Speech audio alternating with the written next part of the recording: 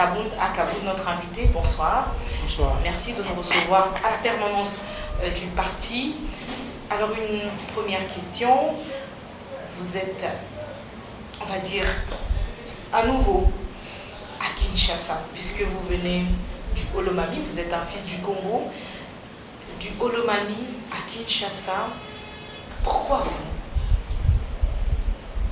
vous? Madame, vous savez qu'il est difficile de parler de soi-même. La réponse est simple. Il a plu tout simplement au président du parti de jeter son dévolu sur ma personne. Et c'est à lui de poser cette question, sinon je suis au service du parti. Ça veut dire que vous-même, à un moment donné, est-ce que vous vous êtes interrogé pour dire que je n'étais que secrétaire président interfédéral du parti dans le Olomami, alors de là à me désigner secrétaire général, qu'est-ce qui a valu cette fonction selon vous? Votre fidélité au parti, votre loyauté? Je peux tout dire, madame, mais seulement, il est vrai qu'il a plu au président de me confier cette lourde responsabilité. Et ça sera aberrant de ma part de vous dire que c'est à cause de ceci ou de cela, sinon ça sera... je ne serai pas aussi humble, je ne serai pas aussi modeste si je me mettais à me jeter des éloges. Je crois que cette question, vous ferez mieux de poser cette question au président du parti ou à une autre personne qui va parler de moi-même. Mais quant à moi, je vous dis sincèrement que c'est au président seul qu'il a plu à m'élever à cette fonction par rapport à mon parcours dans ce parti, et je me limite là. Vous êtes jeune, quand vous êtes désigné secrétaire général d'un vieux parti comme l'UDPS, vous trouvez des vieux, vos pères, vos grands-pères et peut-être vos arrière-grands-parents. Qu'est-ce que ça symbolise pour vous? Je crois que le président du parti a prouvé à la face du monde aujourd'hui que l'UDPS, c'est un grand parti politique.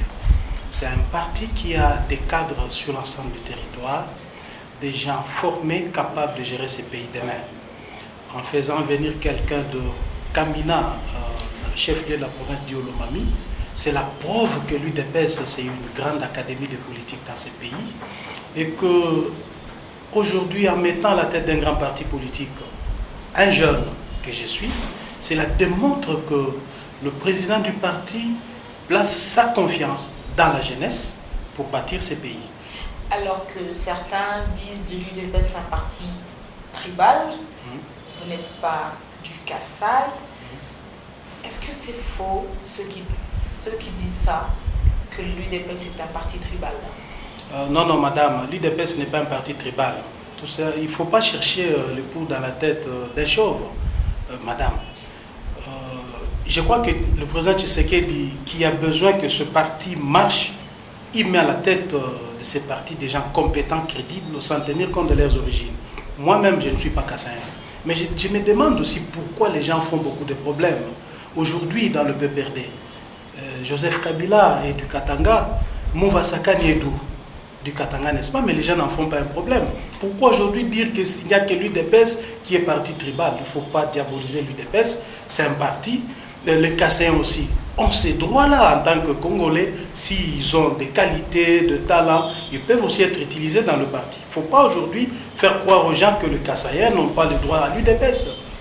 Au lendemain de votre nomination, on va peut-être terminer par ces deux petites questions sur vous et vos nouvelles fonctions en tant que secrétaire général du parti.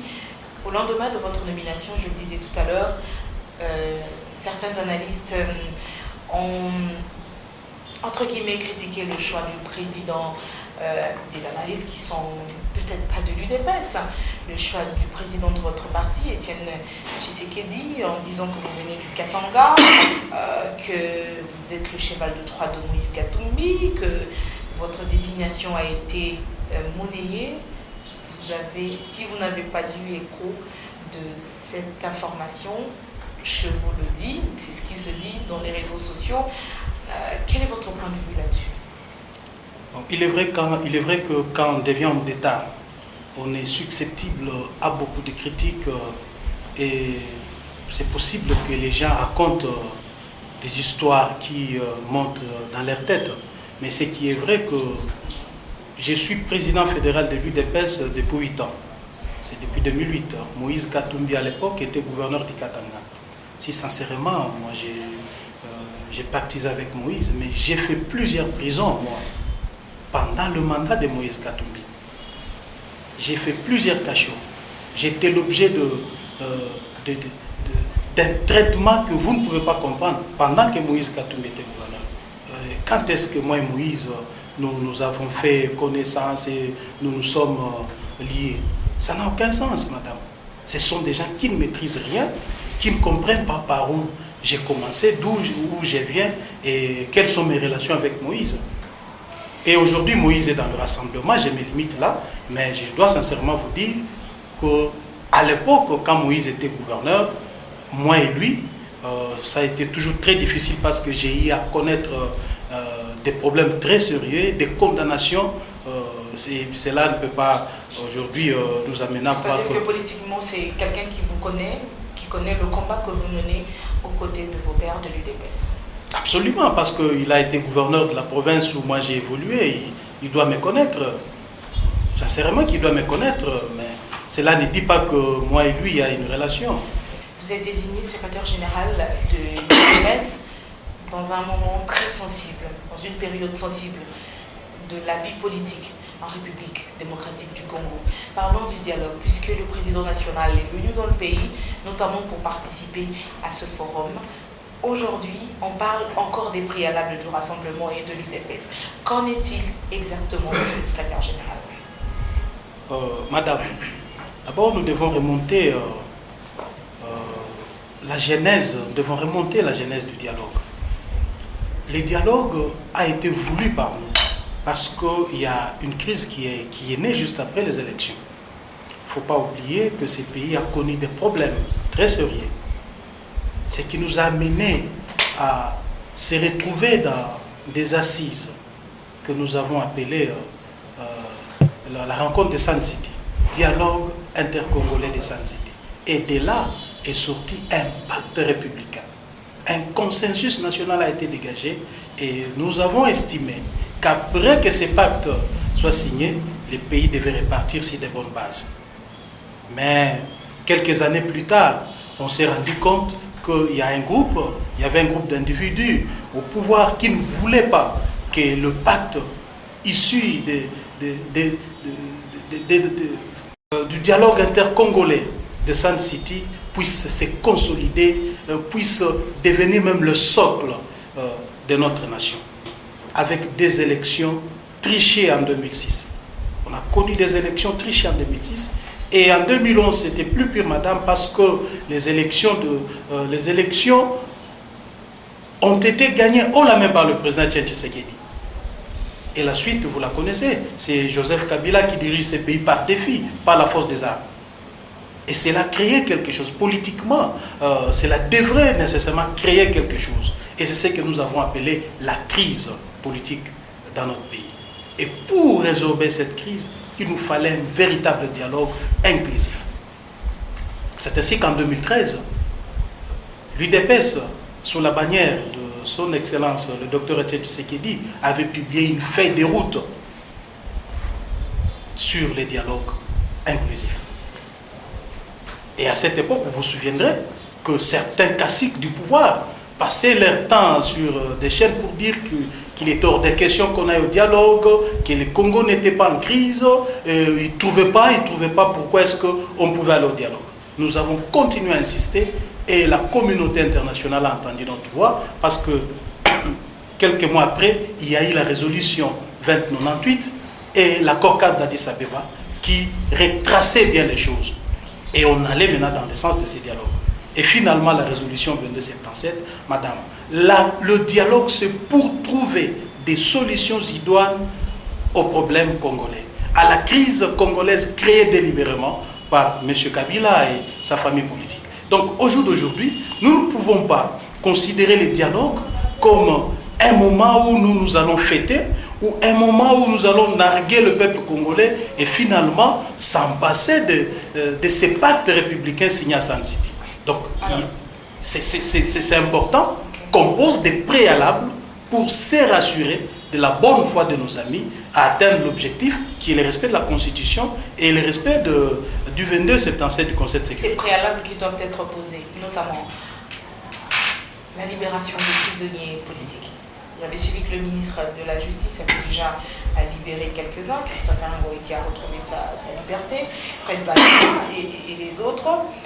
L'ouverture des médias fermés, c'est ça ce qu'on appelle à la majorité la décrispation du climat politique.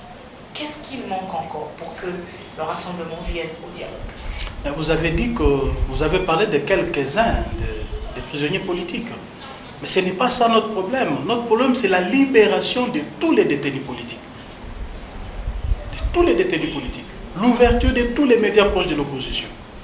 Pourquoi cette politique sélective? Libérer les uns et laisser les autres en prison. Libération des prisonniers politiques. Vous faites allusion à qui? Allez-y directement. La liste du rassemblement. Jean-Claude Mouyambo. La liste du rassemblement vous retrace le nom de tous ces détenus politiques. Nous commençons avec Eugène Diomin Dongala. On peut commencer par là, parce qu'il est le premier sur la liste. On commence avec lui et on chemine petit à petit jusqu'au dernier. Et nous demandons pourquoi la sélectivité. Dongala, si vous avez suivi le ministre de la Communication lors de l'ouverture du dialogue à la Cité de l'Union africaine, il a dit qu'il n'est pas question de faire sortir ceux qui ont violé, qui ont commis des infractions de droit commun. Non, madame. Il ne s'agit pas d'un prisonnier politique. Non, nous savons leur manière de communiquer. Ils veulent faire croire à l'opinion que réellement c'est un problème de droit commun, mais même un petit enfant sait dans ces pays que j'aime Diomin Dongala, c'est un détenu politique parce que tout a été boutiqué, monté à dessein. Les viols qu'on accuse à Eugène Diomin Dongala, c'est un viol monté de toutes pièces pour salir sa personnalité et avoir une raison pour le mettre en prison. Le vrai problème est ailleurs, madame. Et dans ces pays, on a connu un musicien de renom qui avait violé ou qui est même passé aux aveux. Il a été condamné. Est-ce qu'il est en prison? N'a-t-il pas été gracié? Pourquoi cela ne peut pas être fait aussi pour Eugène Diomin Dongala? Si un musicien de renom peut être libéré dans un viol où il lui-même est passé aux aveux, à combien plus forte raison un faux viol monté de toutes pièces pour mettre Eugène Diomin Dongala en prison? Alors dans ce cas, sans ces préalables, le rassemblement ne participera pas au dialogue. Et c'est ce que vous avez dit au président Denis Sassou Nguesso. Bien sûr, parce qu'aujourd'hui, le dialogue, ce n'est pas une confession de foi. C'est un problème de confiance mutuelle, madame. Nous voulons nous rassurer de la bonne volonté de nos amis à comprendre que ce moment sera un moment de préserver l'intérêt général du pays. Et nous ne pouvons plus aller au dialogue sous pression. Écoutez, nous voulons être à l'aise. Nous voulons réellement vivre dans notre pays comme les fils et filles de ces pays. Donc, nous estimons que tout doit commencer par là, trouver des solutions au préalable, et cela va démontrer qu'il y a la bonne foi dans les chefs de nos amis, et nous allons développer. La récusation d'Edem Kodjo est toujours d'actualité au rassemblement? D'ailleurs, je vous dis qu'au niveau du rassemblement, la récusation, M. Edem Kodjo, c'est déjà une page tournée. Une page tournée parce que nous n'y reviendrons jamais. Pourquoi? Je m'explique. Vous savez, parce que vous êtes journaliste, Edem Kodjo n'a pas été récusé dans un bureau. Edem Kodjo a été récusé dans un meeting solennel. Et qui l'a fait? Le président Etienne Tshisekedi. Le président du comité des sages. Oui, le président du comité des sages. Voyez, c'était après des enquêtes fouillées avec de preuves inéluctables que M. Edem Kodjo était réellement un kabiliste, comme l'avait dit notre président. Et aujourd'hui, il est hors de question de se dédier parce que ça va de la notoriété, ça va de l'honneur de notre président.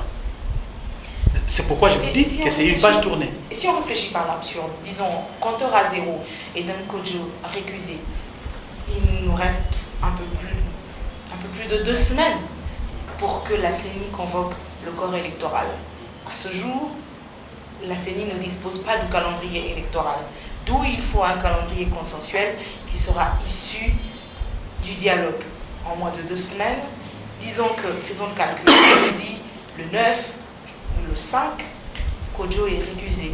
Il faut prendre du temps pour que l'UA nomme un nouveau facilitateur, que ce facilitateur vienne au pays, qu'il entame des consultations avec les parties prenantes pour que finalement on établisse encore des listes par composantes pour convoquer ce dialogue.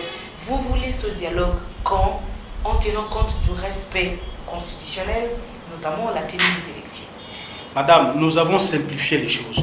En Rikiza Edem Kodjo, nous avons donné une solution pratique.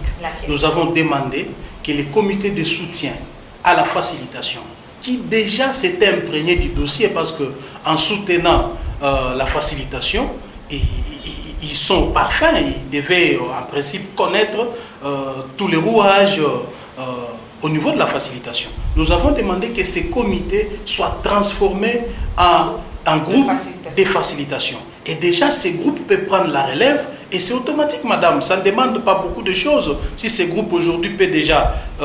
et aussi, je dois vous dire que au regard de ce qui s'est passé, de ce qui s'est fait à l'hôtel Béatrice, nous avons pris connaissance de la feuille de route qu'ils ont donnée là-bas.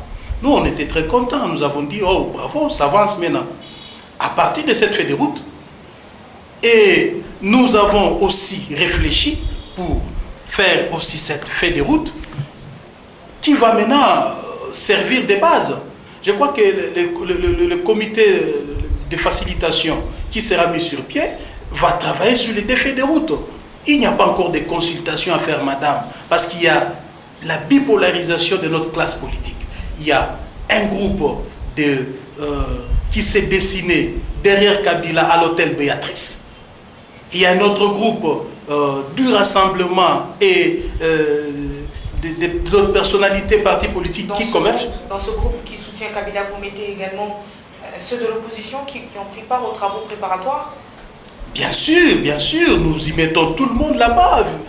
Pour ne pas citer Caméré, les autres là, ils ont montré clairement à la face du monde qu'ils souscrivaient pour le dialogue de M. Joseph Kabila. Et qu'ils étaient derrière M. Joseph Kabila. Parce que quelqu'un qui n'était pas derrière Kabila ne pouvait pas accepter d'aller à un dialogue pour consacrer un troisième mandat à Kabila ou un glissement. Donc, ne peut être à Béatrice que ceux qui savaient réellement qu'ils allaient là-bas pour accorder un troisième mandat à Joseph Kabila. Nous ne devons pas nous voiler la face. Aujourd'hui, c'est deux camps distincts.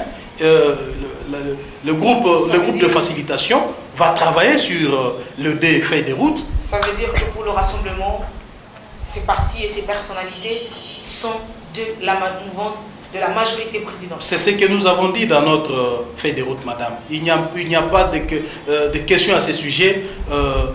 Tous ces gens-là, nous avons compris aussi que notre société civile est divisée. C'est pourquoi dans notre fait des routes, nous avons dit Joseph Kabila et sa société civile, parce qu'il y a une société civile à Béatrice, il y avait une société civile à Béatrice, il y a une société civile maintenant dans les travaux.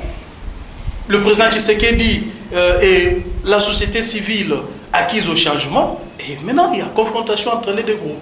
Est-ce qu'en faisant ce partage-là, disons, en distribuant ce carton qui est opposant et qui ne l'est pas, le rassemblement ne se surestime pas, ne se surestime-t-il pas quant à dire que, puisqu'ils sont allés à Béatrice, ils sont de la majorité, que nous sommes des vrais opposants, par rapport à nous, ils sont des faux opposants. Est-ce que vous trouvez ça logique? Madame, je vous ai dit que c'est la politique que nous faisons, ce n'est pas un problème de confession de foi. Ce n'est pas le fait que quelqu'un se proclame opposant qu'il l'est. Faudra-t-il prouver réellement qu'on est opposant? On est opposant par rapport à des actions qu'on pose, par rapport à une façon de réfléchir. Donc, nous estimons qu'en acceptant d'aller au dialogue de M. Kabila, tout en foulant au pied notre constitution, la résolution 2277, on avait pris position pour, ils avaient pris position pour Kabila. Il ne faut pas qu'on cherche les demi-mesures. Ils sont avec Kabila, alors, ils sont là avec lui. Si demain vous rejoignez le dialogue politique national et inclusif, monsieur le secrétaire général, vous vous classerez comment? Et si ces partis, disons l'UNC et les autres qui sont allés au comité préparatoire, se disent des opposants et viennent s'asseoir à côté de vous, ça va se passer comment? Vous savez, madame, là, vous voulez je vais un peu vous faire rire. que vous trouvez-vous normal que une chèvre dit non, non, moi aujourd'hui je ne suis pas chèvre, je deviens antilope, je veux mettre avec les antilopes. Non, ils vont lui dire non, toi tu n'es pas antilope, rentre là-bas, tu es chèvre. C'est clair que Vital Kamerhe n'est pas opposant. Vital Kamerhe a pris position, il a levé l'option solennellement, il a pris position pour Kabila, il doit s'assumer. Pourquoi encore venir chez nous? Alors que le même Vital Kamerhe, désigné co-modérateur du dialogue, a pris la parole à l'ouverture et a demandé qu'on puisse surseoir les travaux, le temps de prendre langue avec vous pour vous convaincre de rejoindre le camp du dialogue. Ça, c'est être un opposant, et ça, c'est un opposant qui véhicule le message de ses pairs, notamment le message du rassemblement. Et vous dites qu'il est de la majorité présidentielle. Je reconnais à ces messieurs l'intelligence de manipuler les choses. En faisant ces discours, il savait qu'il ne sera pas reçu par les opposants, surtout par l'UDPS. Vous avez vu que dans son adresse, il a évité de parler du rassemblement. Il parle du G7, il parle de l'UDPS, il ne veut pas parler du rassemblement, il ne veut même pas parler de la dynamique où on l'a chassé. Il a parlé. Est-ce qu'il n'y a que l'UDPS et les G7 qui boycottent leurs histoires là? Il n'y a pas que l'UDPS et les G7. Il y a la dynamique, il y a la R, il y a les alliés de l'UDPS. Mais pourquoi il a été sélectif? On comprend pourquoi. Et moi, je me pose des questions. Vital Kamerhe ferait mieux de commencer par Ewanga, qui est son secrétaire général, qu'il commence d'abord par convaincre Ewanga, qu'il commence par convaincre Claudel Loubaya, son secrétaire général adjoint, avant d'être aussi belliqueux pour venir nous rencontrer. Madame, nous ne sommes pas des petits-enfants pour être bercés par qui que ce soit. Vital Kamerhe doit s'assumer. Il a pris l'option qu'il ne fasse pas perdre du temps à la République. Est-ce que vous êtes prêt à l'écouter aujourd'hui, lui, Vital Kamerhe? Non, je vous dis clairement qu'on n'a pas à l'écouter. Il a pris position. Vital Kamerhe nous a dribblé. Il a dribblé l'opposition, il a dribblé la nation. C'est lui qui a légitimé cette histoire de Béatrice. C'est lui qui a légitimé. Et aujourd'hui, Kengo a claqué la botte. Pourquoi? Kengo l'a dit. Vital Kamerhe a été choisi de manière unilatérale. On sait lorsqu'on est choisi dans un endroit comme celui-là, le manœuvre du pouvoir. En politique, des bonnes guerres, des guerres de repositionnement entre l'OR finalement et l'UNC. Est-ce que ce n'est pas de la politique aussi tout ça? Non, madame. Une politique des enchères. Non, je vous assure que nous, on était partis pour un dialogue sincère et inclusif. Pas le dialogue tel qu'on l'a vu. Vous avez même vu le jour de l'ouverture que c'est une fête. Nous, on n'a pas besoin de spectacle, madame. Les Congo ont beaucoup souffert. Ces pays, avec plus de 6 millions de morts. Voyez un peu comment notre peuple vit. La misère, la pauvreté, le chômage. Nous ne sommes pas l'ère des spectacles où on va monter des histoires, le politicien en veste, en cravate là-bas. Non, nous ne voulons pas ça. Nous voulons un dialogue avec un format réduit qui va trouver rapidement des solutions aux problèmes des Congolais. Les préalables posés dans la feuille de route, si Edem Kodjo n'est pas récusé et que ces prisonniers politiques dont vous faites allusion retrouvent la liberté demain, ces médias de l'opposition, proches de l'opposition fermés, rouvrent demain sans ou avec Edem Kodjo comme facilitateur. Est-ce que vous serez prêt, en tant que rassemblement, de rejoindre le camp du dialogue si 2-3 préalables sont réunis? Vous trouvez réponse favorable? Madame, vous savez, dans une crise comme la nôtre, tout se joue au niveau de la médiation. Tout se joue au niveau de la médiation. Et qui est appelé médiateur? C'est quelqu'un qui a une forte dose de neutralité. On sait qu'on est humain, on peut avoir ses penchants. Mais lorsqu'on est désigné facilitateur dans une crise aussi complexe comme la nôtre, on doit manifester, prouver une très forte dose de neutralité, une très forte dose... Alors je vous pose la question, qu'est-ce qui prouve ou vous fait croire que Edem Kodjo est de la majorité ou roule pour le pouvoir en place? Il y a plusieurs raisons, madame. Lesquelles? Vous savez, Edem Kodjo, on l'a vu vraiment le 30 juin à Kindu. assis aux côtés de Joseph Kabila dans une manifestation officielle. On se pose la question, lui qui est facilitateur, lui qui doit être au milieu, qu'est-il allé faire là-bas? Parce que il n'était pas obligé d'y être. Il n'est pas diplomate accrédité au Congo. C'est juste un facilitateur. Il doit éviter de s'afficher comme ça. Et tout le monde a vu comment de temps en temps il est en train de chichoter avec le directeur de cabinet de M. Kabila. Nous ne savons pas ce qui se sont dit là-bas. Et les retombées, c'est quoi? M. Dem Kodjo a commencé à provoquer l'opposition. Pendant que le préalable de l'opposition n'avait pas encore rencontré de solution, il a tenté pour la première fois de convoquer le comité préparatoire. Et c'est là en défiant même notre meeting du 31. Parce qu'il savait que nous devions tenir notre meeting le 31. Mais il convoque la réunion du comité préparatoire le 30. Madame, mais qu'est-ce que cela veut dire? Sans nous consulter, unilatéralement, il est fait comme ça. Nous avons compris qu'Edem Kodjo roulait pour le pouvoir parce qu'il devait venir chez nous, nous poser la question si on était prêts ou si nos préalables avaient trouvé de solution avant de s'aventurer comme ça. On a compris qu'Edem Kodjo roulait. Ça fait longtemps que nous avions des informations sur que M. Dem Kodjo roulait avec le pouvoir, mais on l'attendait à l'œuvre. Et si Kodjo ne partait pas, ça veut dire que pour le rassemblement, il faut mettre une croix pour sa participation au dialogue. Nous sommes rassurés, madame, qu'Edem Kodjo finira par partir. Et nous sommes confiants que le vrai dialogue, bien que allaitant, bien que traînant le pied, le vrai dialogue finira par être convoqué dans ces pays et trouvera des solutions aux problèmes de ces pays. Ce vrai dialogue va être convoqué quand? Parce que vous exigez en même temps des élections dans le délai. S'il faut s'en tenir à ça, quand est-ce qu'il faut tenir ces élections pour lever l'option, trouver un consensus quant au calendrier électoral? Madame, je dois d'abord vous dire que les dialogues,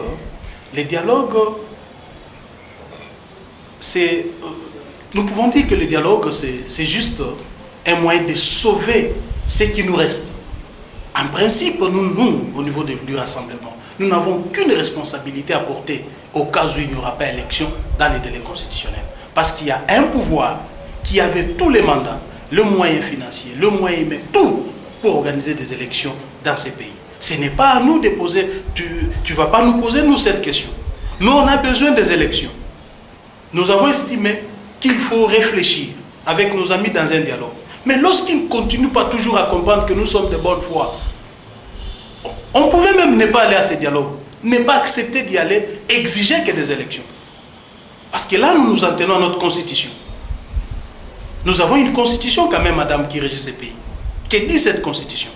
Pourquoi en 2011, il n'y a pas eu de dialogue? Pourquoi il n'y a pas eu de dialogue en 2011? Et pourquoi il y a dialogue qu'en 2016? Nous savons pourquoi. Et le pourquoi là, nous voulons le contourner. Nous, on comprend pourquoi aujourd'hui il y a dialogue. Nous nous assumons, nous disons, allons-y là-bas pour trouver des solutions. Et lorsque les gens ne veulent pas maintenant comprendre que nous sommes des bonnes voies. Allons-y, mais la question c'est quand allez-vous partir au dialogue pour donner à la CENI le calendrier consensuel pour convoquer le corps électoral? On est en septembre, c'est au plus tard le 19. C'est au plus tard le 19 que la CENI nous sommes, madame, nous sommes disposés et prêts à aller au dialogue même demain. Je vous dis, même demain. Si seulement le préalable trouve solution aujourd'hui, demain nous allons au dialogue. Où est le problème, madame? Nous n'avons pas ajouté d'autres préalables à ceux que nous avions déjà posés comme problème. Si seulement nos préalables rencontraient des solutions aujourd'hui, demain nous allons au dialogue. Et si le problème ne rencontre pas, si vous ne trouvez pas solution au préalable posé, ça veut dire que vous allez retarder également votre participation au dialogue. Et ce dialogue qui a été ouvert ce 1er septembre, pour vous, ça n'existe pas, ça signifie rien du tout pour le rassemblement? Ça c'est un monologue, madame. C'est un monologue. C'est une rencontre de la majorité élargie aux nouveaux amis. On l'a vu avec les concertations de tristes mémoires. On l'a vu. Donc la majorité est en train d'élargir. Je vais ici paraphraser les propos de Cheikh Kitundu, qui a dit que la majorité a une nouvelle configuration aujourd'hui. Et il faut redéfinir, ils doivent aujourd'hui sont en train de travailler pour redéfinir la nouvelle configuration de la majorité au pouvoir. Donc, il n'est pas question de croire ou de faire croire à notre peuple que ce qui s'est passé à l'hôtel Béatrice, ce qui se passe à la cité de l'OIA, c'est le vrai dialogue voulu par notre peuple, voulu par la résolution 2277. Ça n'a rien à voir avec ça. C'est juste une fête. Parce que quand on parle du dialogue, quand on dit que les gens doivent parler, c'est pour trouver des solutions. Mais les gens qui se retrouvent entre amis, ils évitent. Le vrai problème aujourd'hui, c'est quoi? Le vrai problème, c'est le président Tshisekedi, qui avait gagné les élections en 2011, privé de gérer le pays par la force des armes.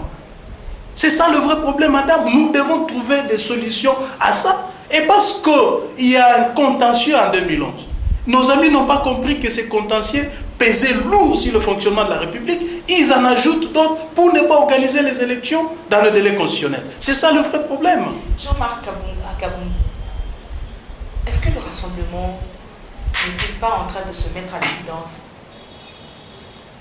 que cette année, il n'y aura pas d'élection en République démocratique du Congo? Madame, notre vœu est de voir la CENI organiser les élections dans le délai constitutionnel.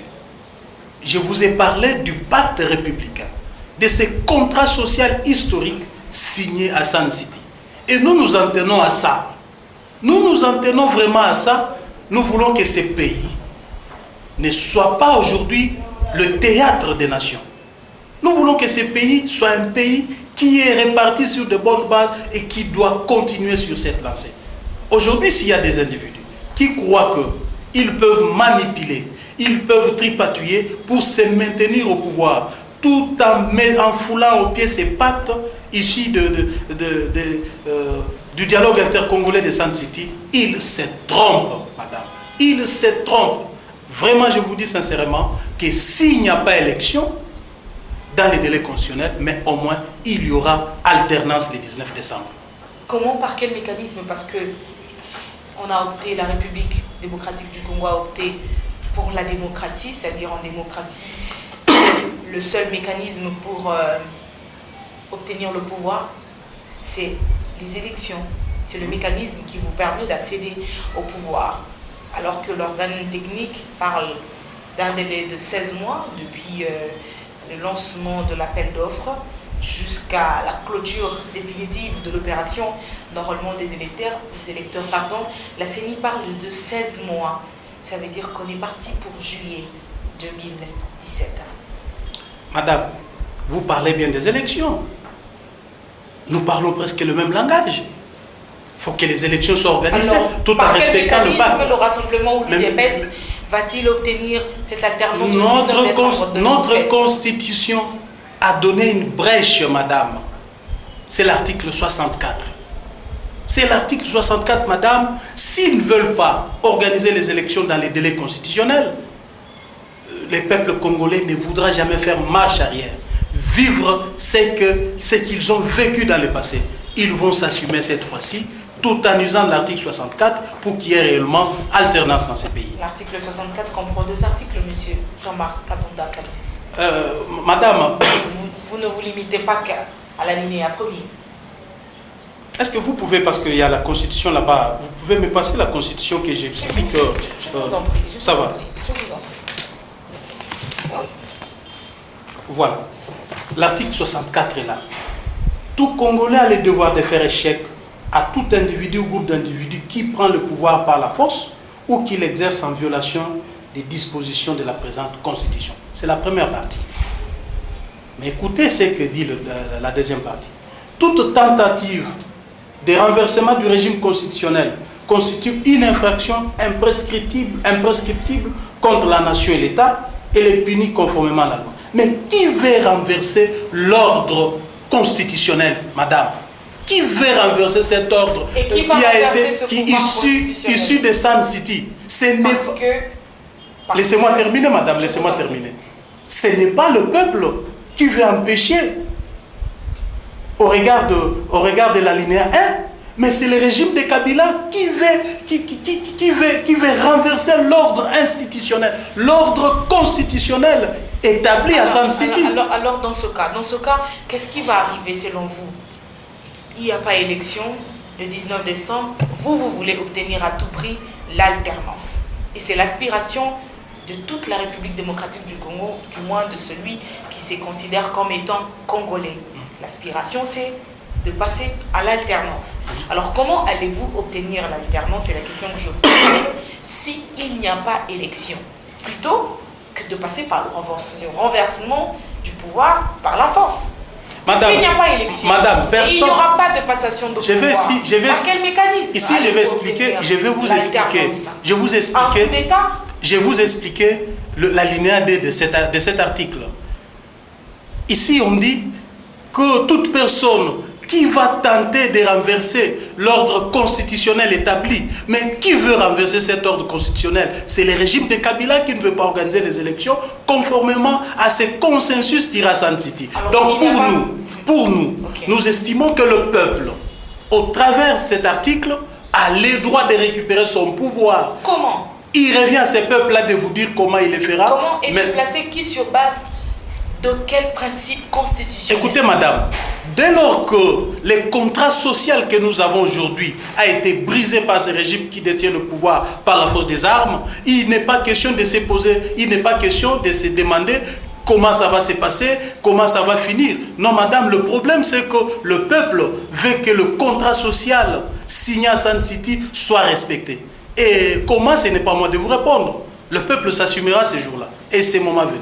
Par quel mécanisme? Ça veut dire qu'on doit savoir comment ce peuple va-t-il s'assumer? Mais l'article 64, madame, est clair. Le peuple, c'est Kolwezi, le peuple, c'est le Bandundu, le peuple, c'est le Bas-Congo, en fait, le Congo central, le peuple, c'est Kinshasa, et il y a une présidence de la République, il y a des institutions de la République. Comment ce peuple va-t-il s'assumer? Madame, mais comment ça s'est passé au Burkina Faso? Comment ça s'est passé en Tunisie, en Égypte, madame?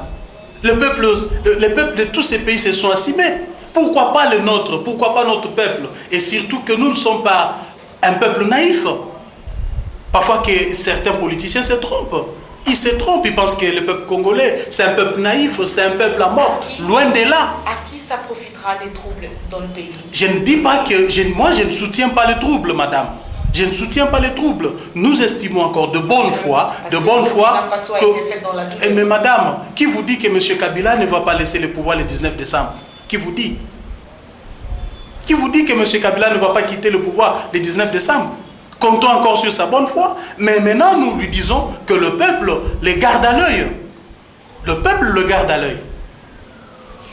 Est-ce qu'il faut éviter à la République démocratique du Congo une situation comme le Gabon, comme le Burkina Faso, comme le Burundi, où il faut finalement que la RDC suive l'exemple? Alors qu'est-ce qu'on fait de la démocratie? Qu'est-ce qu'on fait de la paix dans le pays? Madame, c'est pourquoi nous avons estimé qu'il était moment qu'on se parle. C'est pourquoi nous avons estimé que le moment était venu pour que les fils et filles de ces pays se parlent dans un dialogue sincère, dans un véritable dialogue inclusif. Mais vous-même, vous constatez qu'il y a un camp qui ne veut pas de ce dialogue. Il y a un camp qui continue à bloquer ce processus, alors que le temps n'est pas en notre faveur. Il n'y a que ces gens-là qui ont refusé d'organiser les élections. Il n'y a que ces gens qui veulent briser les contrats sociaux signés à Sun City, qui porteront toute la responsabilité, madame, de ce qui arrivera le 19 décembre. Au moins, nous avons porté à la connaissance de tous que nous n'avons aucune responsabilité à porter parce que nous défendons notre constitution, nous défendons notre peuple.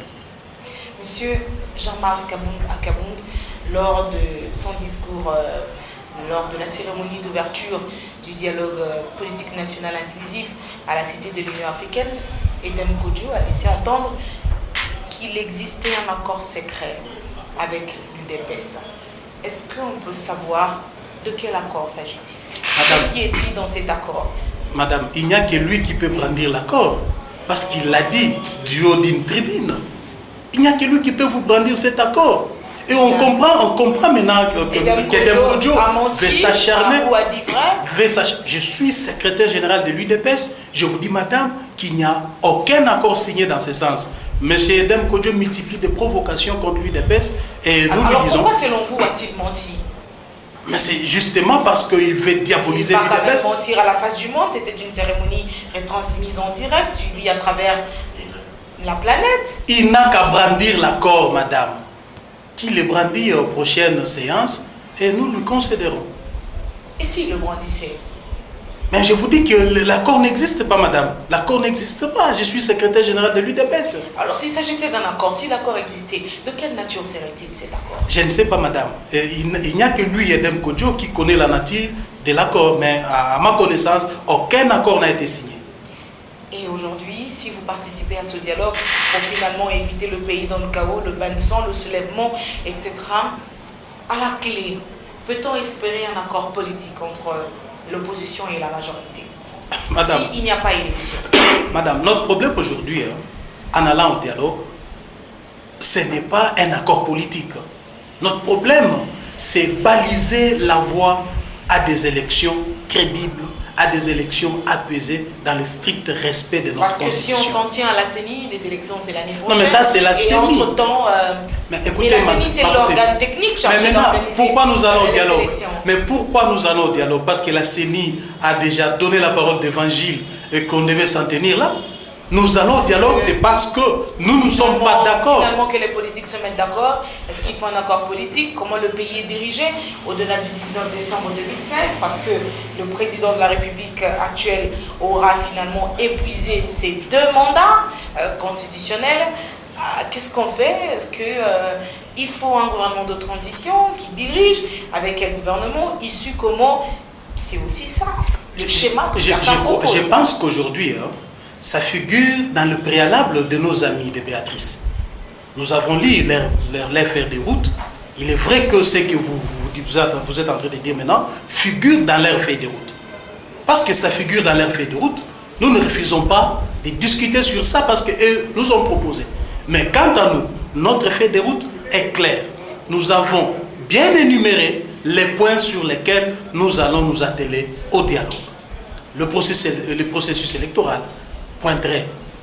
Donc, avec tout ce qui entoure le processus électoral, la sécurisation, la dépolitisation des services publics de l'État qui interfèrent dans les élections, tout ça, madame. Nous ne voyons pas un accord politique qui va transiger sur les principes constitutionnels, madame. Nous sommes loin de là. En tout cas, nous sommes loin de là. Il faut que le peuple congolais qui m'écoute en ce moment le sache. Nous allons au dialogue pour faire respecter notre constitution.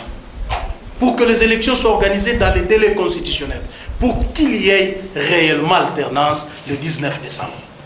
Et parce que nos amis, eux, ont déjà leur feuille de route, ils ont mentionné ça. Mais non, nous les concédons, ils ont ces droits de mettre ça dans leur feuille de route. Mais le moment venu, nous allons discuter pour les faire voir qu'il n'est pas question de transiger sur les prescrits constitutionnels. Le mandat est de 5 ans, renouvelable une seule fois, donc 10 ans. Au-delà de ça, c'est de la haute trahison. Et nous prendrons acte le moment venu de la haute trahison. Jean-Marc Kabound, on va petit à petit terminer cet entretien. Le lundi prochain, c'est la rentrée des classes. Oui. Et le rassemblement et l'UDPS lance l'opération lundi sans école. Pourquoi? Madame, merci beaucoup. Vous savez... en tant qu'homme d'État, en tant que politicien, nous côtoyons les gens. Nous sommes aussi dans des quartiers. Nous sommes en contact de nos membres de famille. Mais qu'est-ce que les gens ne nous disent pas? Non, en tout cas, faites un effort, nous souffrons, en tout cas, ne lâchez pas prise, aidez-nous que ce pays sorte de cette crise. Mais ce n'est pas notre problème à nous, politiciens. Ce n'est pas un problème du président Tshisekedi lui-même. Nous comprenons que c'est devenu un problème national. Le dialogue est un problème national. L'alternance dans ce pays est devenue même une volonté nationale. Vous l'avez vous-même paraphrasé. Donc aujourd'hui, nous voulons faire participer tout le monde à ces combats pour le bien-être de tous. Nous avons estimé aujourd'hui, madame, que dans le contexte sociopolitique d'aujourd'hui, il est aberrant que certaines catégories des enfants puissent le lundi entrer ou aller à l'école et que la grande majorité de nos enfants restent à la maison pour diverses raisons, soit parce que leurs parents ne sont pas prêts pour leur acheter des fournitures scolaires, soit parce que leurs parents n'ont pas d'emploi. Laissez-moi terminer. Et qu'est-ce que vous préconisez? Mais laissez-moi terminer, madame. Okay. Pour diverses raisons. Parce qu'ils sont au chômage, ils n'ont pas d'emploi, ainsi de suite. Et nous avons estimé que ces gens-là qui nous mettent la pression, voilà, nous n'avons pas d'emploi, voilà, nos enfants ne peuvent pas étudier dans de bonnes conditions. Nous avons demandé maintenant à ces parents qui ont le moyen d'envoyer au moins ce lundi leurs enfants à l'école, de se solidariser avec des millions de parents qui, eux, n'auront pas la possibilité d'envoyer leurs enfants le lundi à l'école. Et c'est là pour, en toile de fond, exiger... Solidariser pour combien de temps? Juste pour la journée de lundi. C'est-à-dire l'école reprend? L'école peut reprendre le mardi. Mais lundi, c'est une action citoyenne et civique, madame. Nous voulons aujourd'hui démontrer au gouvernement... La politique dans l'éducation? Non, madame, mais qu'est-ce qui n'est pas politique? Nous devons être clairs, madame. Vous mêlez un peu les Non, non, non, non, madame, soyons clairs. Qu'est-ce qui n'est pas politique? Nous avons toute une politique en matière d'éducation dans ce pays. La Constitution, qu'est-ce qu'elle prévoit à son article 43? L'enseignement primaire est gratuit et obligatoire. Et les parents congolais ont ces devoirs. Et ont le droit d'exiger ça du gouvernement. Est-ce que c'est logique cette façon de voir les choses? Est-ce que vous pensez que c'est le temps d'une journée qui va permettre à ses parents de pouvoir acheter une uniforme, cahier, bic, sac, etc. Ou c'est une raison politique? Madame, je dois sincèrement vous dire que ça n'a rien à voir avec la solidarité. Je dois sincèrement vous dire qu'une action politique peut être d'une heure, mais avec un résultat aussi escompté. Comment voulez-vous, madame, qu'au jour d'aujourd'hui, nous laissions ces gouvernements plusieurs années dans la violation flagrante de l'article 43 de notre Constitution? Le moment est venu, nous nous sommes saisis du dossier, nous avons compris que l'action que nous pouvons faire en faveur des parents congolais, c'est celle-là. Parce que nous n'avons pas 1000 solutions à donner à un problème. Alors hier, vous avez appelé à la journée ville morte, Mesdames Kodjo et l'équipe du comité préparatoire ont travaillé. Aujourd'hui, vous en appelez à une journée ville morte. En fait, pas de reprise de classe pour question de solidarité avec ses parents. Qu'est-ce qui va changer? Vous savez, madame, il y a toujours... Qu'est-ce qui va changer demain? Vous dites qu'ils ont continué. Mais aujourd'hui... ça n'a pas empêché au comité préparatoire... Je vous informe qu'aujourd'hui, il y a surséance des travaux. Vous ne savez pas pourquoi. C'est parce qu'ils sont en face d'une force. C'est parce qu'ils sont en face d'une force. Une force pour laquelle ils ne peuvent pas s'en passer.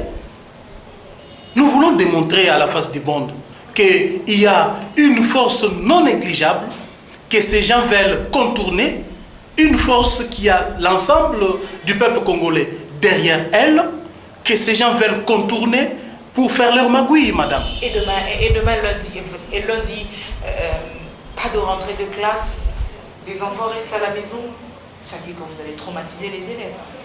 Madame, les enfants congolais sont traumatisés du jour au lendemain. Imaginez-vous qu'il y a des millions d'enfants dans ce pays qui ne vont pas à l'école. Imaginez-vous qu'il y a des millions d'enfants qui vont à l'école mais qui sont chassés à longueur de journée parce qu'ils n'ont pas payé des primes aux enseignants. Imaginez-vous que notre système éducatif est en perte de vitesse parce que l'enseignant est traumatisé moralement. L'enseignant ne sait pas enseigner normalement parce qu'il doit d'un côté se soucier de sa survie propre à lui. Donc nous ne traumatisons rien, madame. Les enfants congolais, les parents congolais sont déjà traumatisés par ces régimes. À la longue, vous ne pensez pas que l'UDPS et le rassemblement vont s'essouffler parce que les actions, finalement, vous serez à bout de souffle et à bout d'idées? Madame, je vous dis que jusque-là, nous sommes de bonne foi. Je dirais même que nous avons largement démontré que nous avons la bonne volonté, que nous arrivons à un compromis qui va sauver ces pays. Parce qu'aujourd'hui, vous dites que nous allons nous essouffler. Nous n'avons pas, le Congo n'a pas encore vécu ce qu'il a vécu les 19, le 20, le 21 janvier 2015. C'est encore passable. Mais nos amis doivent comprendre que pour ne pas y arriver, c'est le moment de trouver un compromis politique pouvant nous éviter tout ça. Mais dire que nous allons nous essouffler, madame, c'est faux. C'est faux. On peut être man fort, mais devant un peuple, le peuple finit toujours par triompher. Le peuple finit toujours par prendre les dessus. Jean-Marc Kabunda a terminé cet entretien. Je vous laisse le temps de conclure. Votre message, votre appel aux Congolais de Kinshasa et de la diaspora qui vous suivent. Pour conclure, je vais demander aux Congolais de continuer à faire confiance au rassemblement, de continuer à faire confiance au président Etienne Tshisekedi, parce que l'option que nous avons prise, c'est une option pour sauver ces pays. Nous ne sommes pas contre les dialogues, mais nous voulons un dialogue qui va réellement nous amener des solutions dans ces pays. Et pour citer, j'appelle aussi l'ensemble de parents de cette République à se solidariser avec les autres parents qui n'ont pas le moyen d'envoyer leurs enfants à l'école. Les lundis, c'est une journée sans école ouverte. Cela va sonner l'alerte dans les chefs de ce gouvernement. Un gouvernement robot, un gouvernement sans cœur, à se soucier, à comprendre que la prise de conscience est déjà là. Il ne faut pas faire un faux pas, parce que le peuple le tient à l'œil. Merci beaucoup, on a terminé cet entretien. En attendant la participation, votre participation au dialogue qui interviendra on ne sait quand, peut-être en novembre, et peut-être en décembre, et peut-être que vous allez dialoguer au mois de janvier 2018, 2017 plutôt. Non, non, madame, nous allons dialoguer avant le 19 décembre 2016. Pour que les élections se tiennent quand? Mais madame, nous, on n'a aucune responsabilité à porter par rapport à tout ce qui adviendra. Nous, on sait que c'est aujourd'hui le moment de dialoguer. Mais si ce dialogue n'arrive pas, le peuple va s'assumer. Le 19 décembre, le peuple a un mandat constitutionnel, lui donné clairement. Et nous n'avons pas à dire plus là-dessus. Merci beaucoup, monsieur le secrétaire général. Mesdames et messieurs, merci à vous de votre particulière attention. Un grand merci à Eric Kalambay, derrière la caméra, Scott Selemani, derrière la caméra aussi, la deuxième, Carlos Pakassam et Shadrach Kabouya au montage de cette émission. Je vous retrouve la semaine prochaine avec un nouvel invité, si Dieu nous prête vie. Prenez soin de vous et merci à vous qui nous suivez à travers www.telechangu. Bonsoir et à la semaine prochaine.